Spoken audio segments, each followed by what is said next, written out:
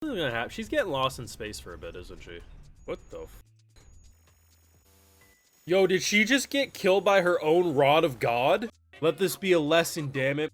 We don't fully replace humanity with robots. We don't get f***ed up by the solar flares. I mean, call me crazy, but maybe allowing a child to be our leader of armed forces in order to build weapons of mass destruction in order to protect the Earth from potential invaders wasn't the best idea. Maybe nukes by nap time wasn't the best idea. Sure, is the rod of God probably going to come in handy in this show? Maybe. But in the meantime, our android central MC got blasted by a solar flare, and who knows how many centuries she's going to be gone for. Now, Apocalypse Hotel has been a wild show, to put it simply. In the previous episode, episode 6, you have arguably the strangest, if not sweetest love story. This character, Harmy, came to destroy Earth and then left Earth seemingly in love with this robot.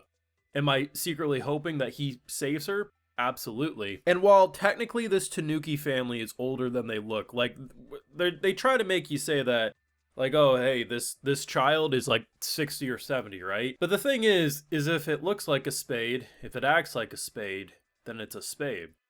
So when someone who looks like a child throws temper tantrums and acts like a child, I think given the mentality, she still is a child for their species. And while she's smart, she's definitely a child prodigy. And I get the fear of not wanting your planet to be destroyed a second time, given her backstory. I'm just not sure if the Rod of God was a good idea. Maybe we could have, like, had weapons on the ground level so we could shoot. Like, I get it, shoot them before they can come into space, but how are we truly going to differentiate between a guest coming to the hotel and a threat? You know? Sure, maybe meteors are going to come in, they want to, whatever. But, for all of their intelligence, now granted, did it slip my mind too? Sure. It kind of seemed at face value sending a robot into space is smart. Oh, they wouldn't need like an air helmet or anything. No, but what about solar flares and stuff? Like, what if she, like, oh no, like this is bad, man. This is very, very bad. But I've been loving Apocalypse Hotel. I've been watching it every single week. I have been loving it so much that it's still in the top 3 of this season for me.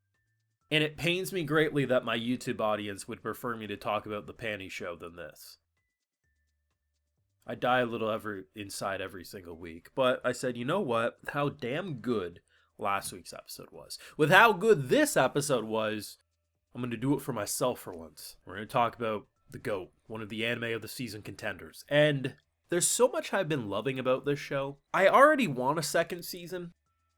I don't expect we'll get a second season, but I already want a second season. But this anime original about a bunch of robots allowing intergalactic guests to come to their little slice of heaven. And then we'd show them where the money is at the bank so they can pay us because we gotta go by the rules. And we just have the best alien thing ever. Like, literally last episode, episode 6, you have someone who basically is on the run because he's done so much damage, so there's plenty of people who try to kill him. And he's like, I'm gonna destroy all the humans. There isn't a damn human in sight. And then he becomes a guest. And then the fact that on his way out, he blows up because they've been working on this hot spring for like hundreds of years, but haven't really made any progress because the robots keep dying and malfunctioning. He blasts it and now they have a hot springs.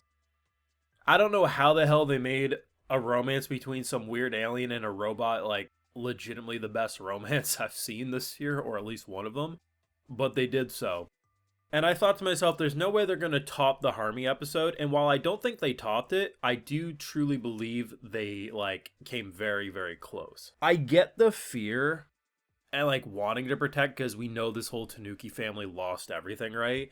But just the longer it went on, the more I'm like, maybe it's not a good idea. And I wasn't sure what happened. Like, honestly, I thought, like, we got hacked. I was like, okay, well, we're in space. Who knows what type of alien monstrosities are out there?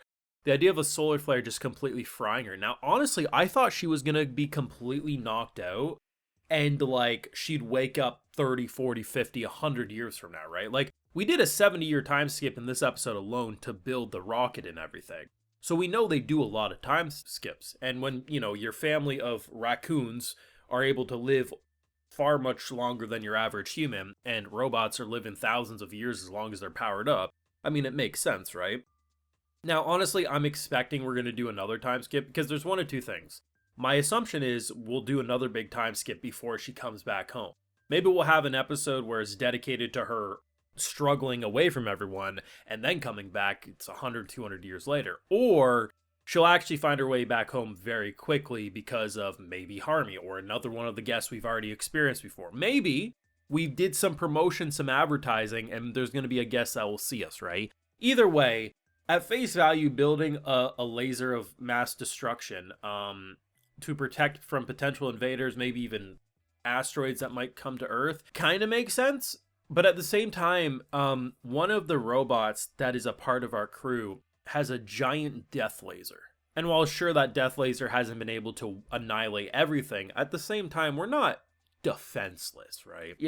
I just feel like let this be a lesson learned if we all can reunite. While the child in question is very talented and smart, maybe we give her a snack and a nap. We say, hey, all right, now that you're settled a little, maybe we revise this. What do I know? I will say, though, as unhinged as this kid is, she is, without a doubt, the second best recurring character that we have. Next to, of course, our central maid robot. The whole Tanuki family, I'm so happy they continue to exist and live on this planet because they, moved out of the hotel into one of the old buildings. But there's only one member of that family who is actually needed, and that is the daughter. The rest of them are kind of they exist, in a fun way fill in the character kind of cast dynamic. But whether they're making whiskey or whatever, it's all about the daughter and this robot. And honestly, I love it. It's been such a fun show to follow. It's been a bit painful. It kind of sucks that this show airs on 3 p.m. on a Tuesday. It's a little later than I would like. I kind of wish it aired at 1 or maybe even 12. It would make it easier to cover. But I hopefully will do at least one more video on this show on the channel. But just know I do watch this show weekly, of course, over on my Patreon. I've mentioned that in my first video I did, and it just goes, it's kind of common sense at this point. If I'm not covering it on YouTube, covering it over on Patreon. Just sadly, these shows don't really do that well, especially for a consistently weekly format. But you can let me know if you want more videos. Can't promise I'll give them. There's a lot of analytics on the back end that do determine, even if at face value the views look okay. So let me know what you've been thinking of this show. Do you want more videos on it? Do let me know. Leave a like if you enjoyed. Subscribe if you're new around here. Of course, ring that bell. And of course, we did just mention we got the Patreon. All the full live reactions will always be over there no matter what. And hey, while you're over there, I'll also give you a video shout out. Alright, so today we got Eris Kotras, Justin Hayes, Amy, Alacium, JC Bat 21, Lunchbox Slayer, Blue Wizard, Annoying Waffle, Jama Boo, and we also have Ann. So I appreciate the support, everyone. Please take care. Have a good one.